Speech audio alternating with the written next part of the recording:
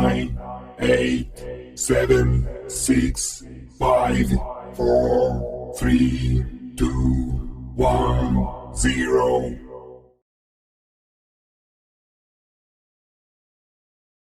Welcome back to Mike's Diabetes World. Happy 60th birthday to me. 60 years ago, I was born. Now, I just got some interesting facts here that we're just going to go over very quickly. I'm not going to do my normal video. I thought we could have some fun with this. Okay. I have been alive as of 1:37 this morning for 21,915 days, which equates to 525,960 hours, or 31,557,600 minutes. And I guess it's 1,893,456 seconds. Now, just so you can see, oops, let's bring this down a bit. See what I'm talking about. Use the time calculator and calculated it all out. I'm old, guys. But stay tuned, and I don't know, we'll just relive the era I've been alive, and thought we'd do some prices. Taking a look at what prices were back in 1964. We'll be right back to start our time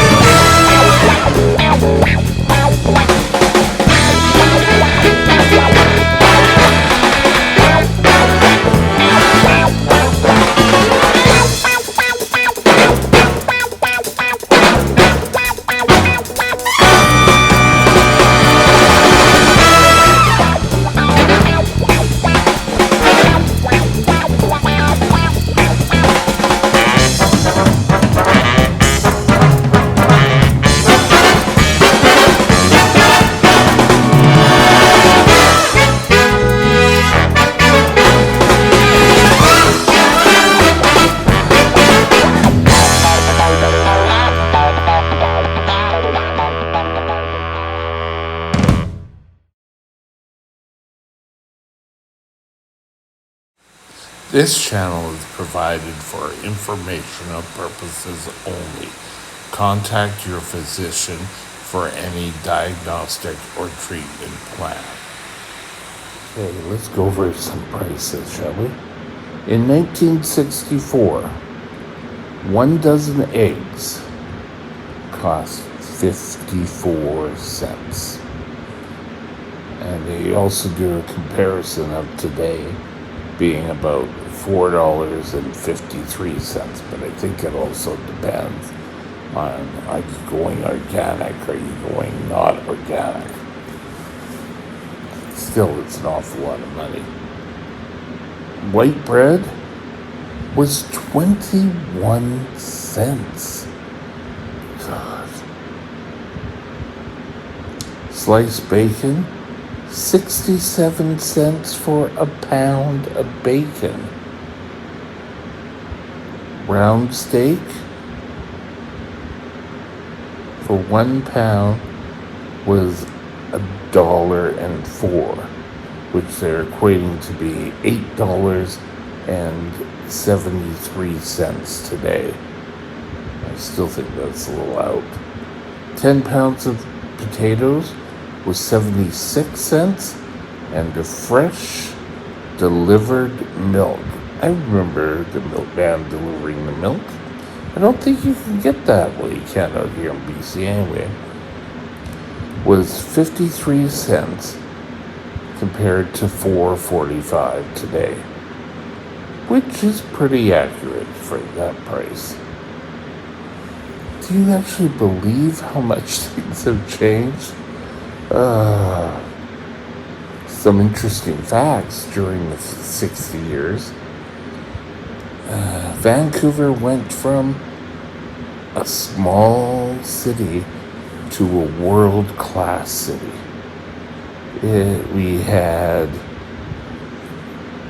when I was a kid, I remember I must have been 4 or 5, and I asked, somebody said something about Olympics, and I asked my mom, what is the Olympics? And my mom said, oh, it's a big sporting event, and they hold it every 4 years. And I said something along the lines, has it ever come to Vancouver? And she said, no, but there are people trying to get it here. 2010, the Vancouver Winter Olympic Games was held. February 15th, 1965, Canada got its own flag.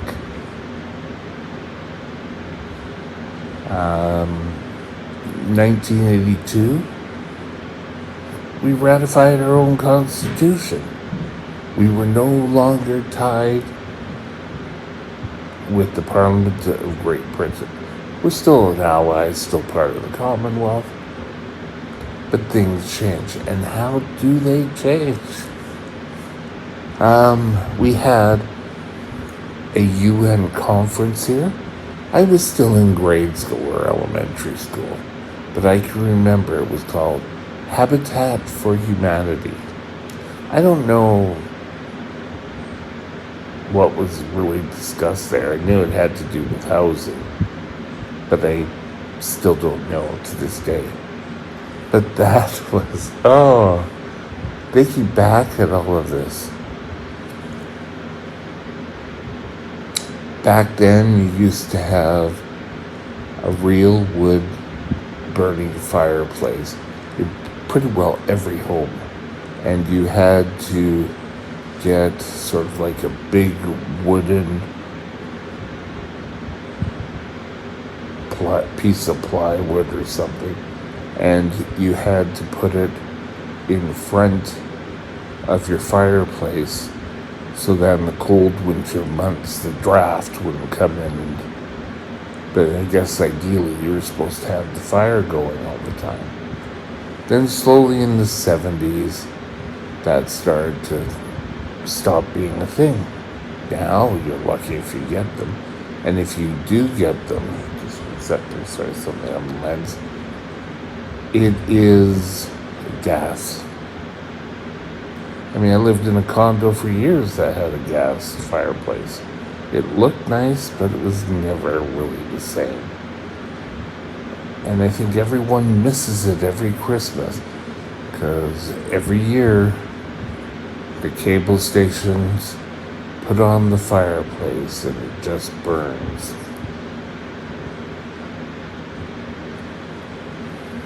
But I did mention the flag, but there was such an uproar about this flag and how the veterans wanted it to remain the red ensign flag, and the Liberal government wanted to have a new flag that Canada could identify as itself with. It was a growing pains moment for the country.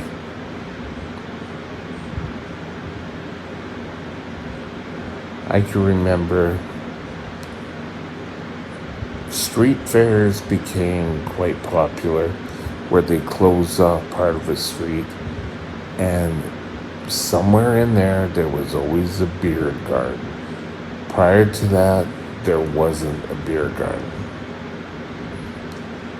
Back in the late 60s, early 70s, I think it was about to 76, 75, 76, there was a major fundraiser, and I don't know what it was for. I remember going and collecting for it, and that was Miles for Millions.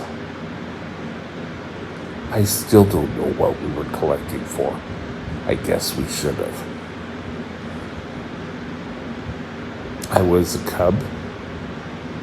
I missed being a Boy Scout, the young age of a Cub. I missed being a Beaver by 1 year. The year I started into Cubs is the year they started to open up the Beavers. And I wanted to go to Cubs so bad. And I made it up to Ventura.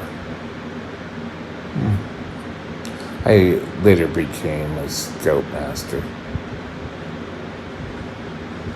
I can remember how we were part of the radical change of education and that open area learning where there were no one classroom. Different things were being taught and you could go kind of take part of it there. Or if you didn't really want to learn, you could go read somewhere. It was bizarre. And I think they've really got back to classroom etiquette. Just having a big open learning really didn't do anything. I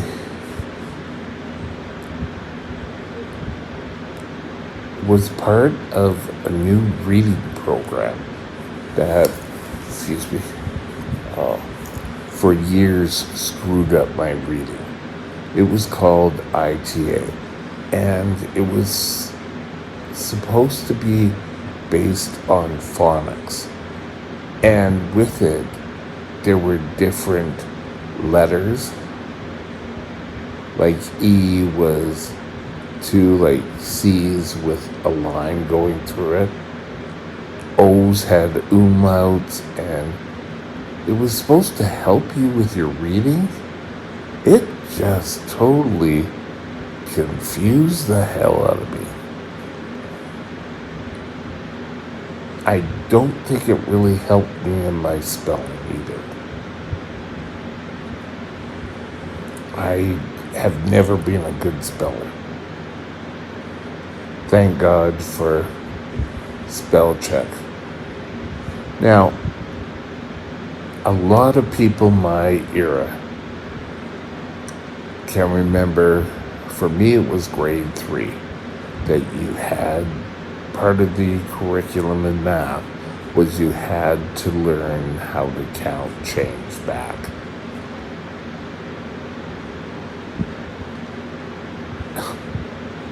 I didn't get it, and the teacher said, well, you're going to have to know how to do it if you end up working in a store, and you also have to know to count cash.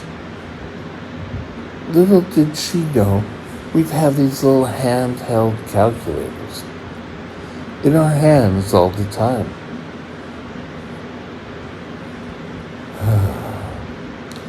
Cameras, carrying around a phone and a camera with you. Growing up, it was always attached to a wall on a cable, and if you had a long cable, you could take it out to your backyard, to your front yard, if you were expecting a call. I can remember when cell phones first came in. That was a big deal. And the first ones were brick. I remember that. I'm sure you could go to a museum and see them. It really becomes weird when you go to a museum and you're starting to see things from your own life. It'll happen to all of you, trust me.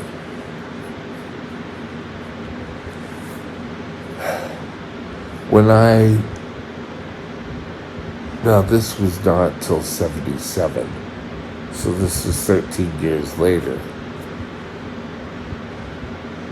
We had to boil our own needles and our glass syringes, and then disposable came out. I'm sure there are people who have to take insulin who are still trying to deal with the glass syringes. And filing, I remember we were shown how to file our needles to make them sharp. I would do anything not to have to do that. And someone was listening to me. I can remember you had to use cotton ball and liquid alcohol. And then they all came out pre-dosed.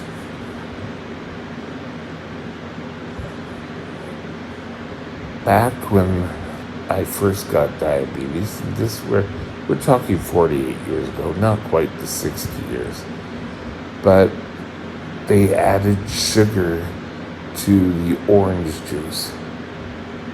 And it was a big thing when they said you don't have to add the sugar. There's enough sugar in fruit juice anyway that should help your blood sugar go up. Now, when I talk about it, people look at me like I'm from another planet.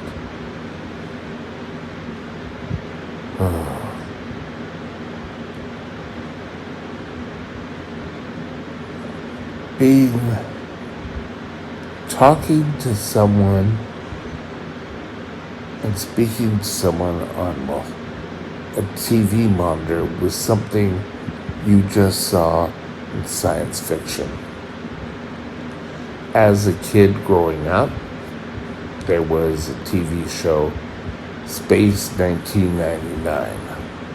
Let's just see when that actually was, just for reference here. Just give me a second.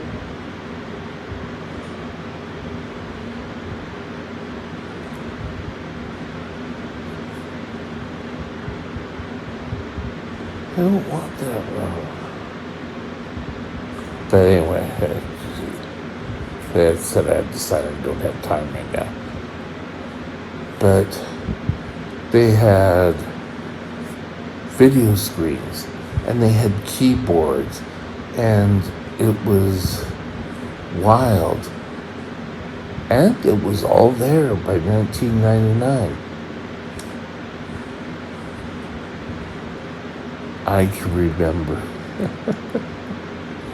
bell-bottom pants and hippies was my era.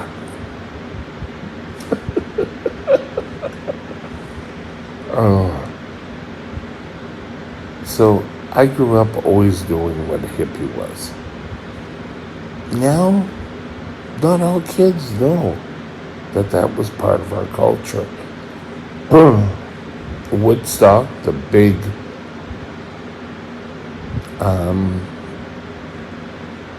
concert in I think it was upstate New York.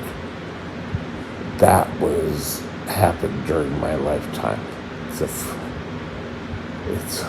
little old now. I think it was 67. I must have been I must have been about four or five. And I can remember saying, oh, I don't want the 60s to end. I don't want to go to the 70s. Well, now we've been through a few of these, so.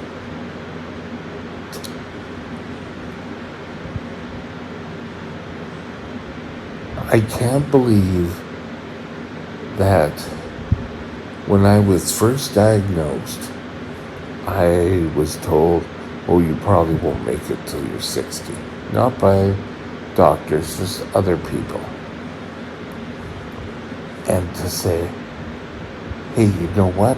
I've done it. I've got many years to go yet. There's been one or two times I've been pretty close to being out for the count. One was just as far back, and as far back.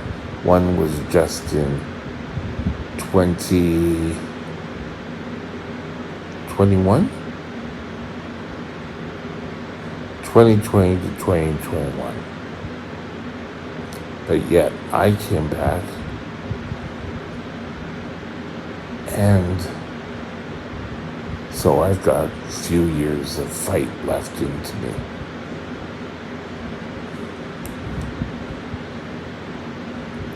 I'd like to say, oh, within the week, they'll announce a cure.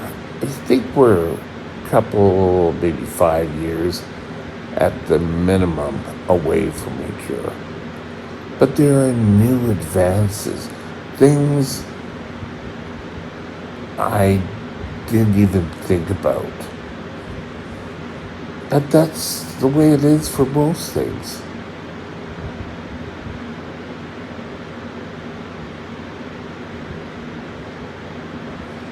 Women wore these weird long shorts, and I can't remember what they were called.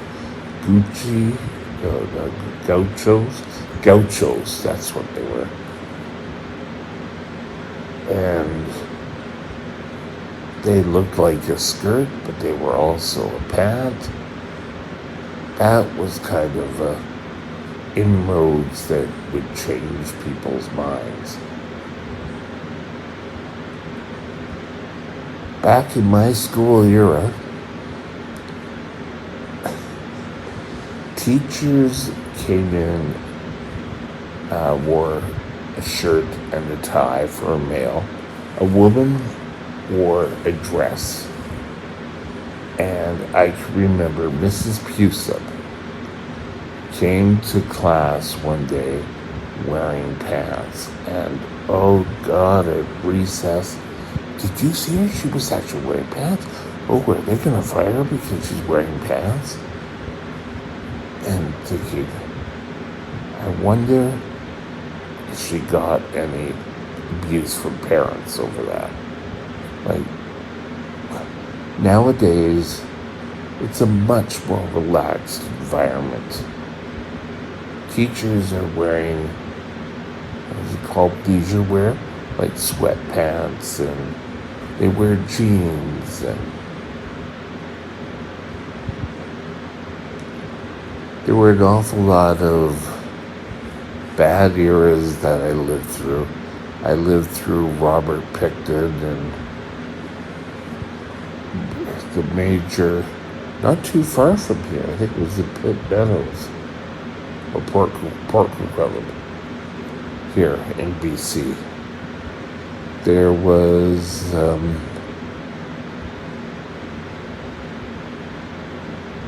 guy who sent his wife out to get young teenage girls and then would murder them after. Oh, it was...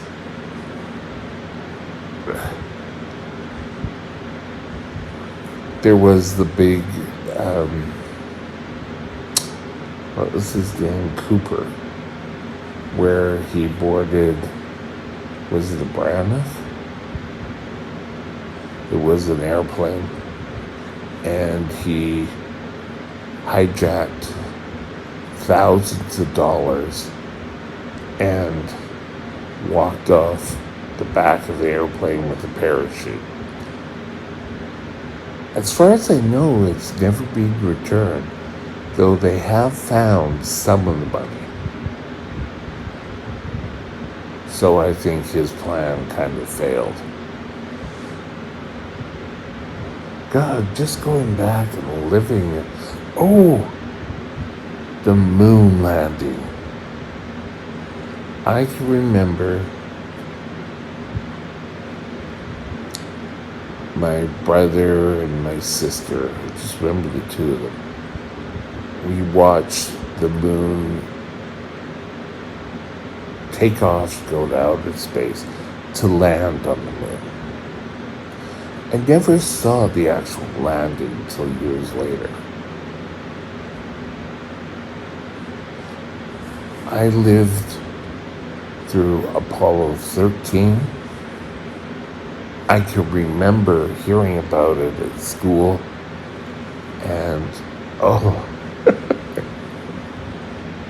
and running home and telling my mother, and we were glued to the TV. We had a TV going in our classroom just to see it crashed.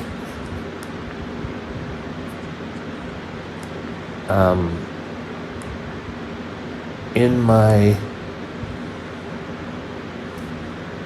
later lifetime, or grade 7, there was a TV show.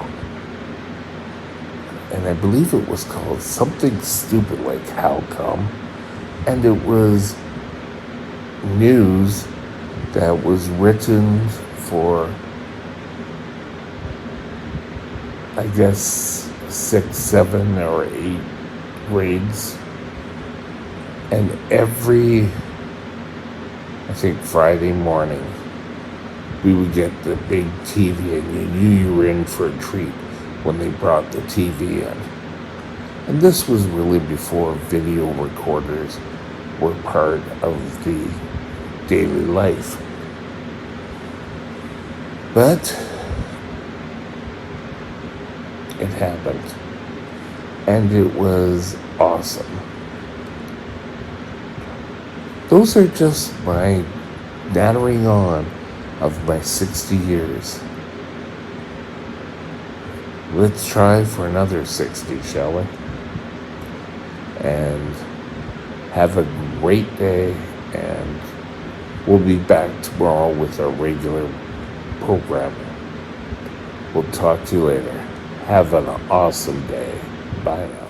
My email is mikesdiabetesworld@gmail.com. mikesdiabetesworld@gmail.com.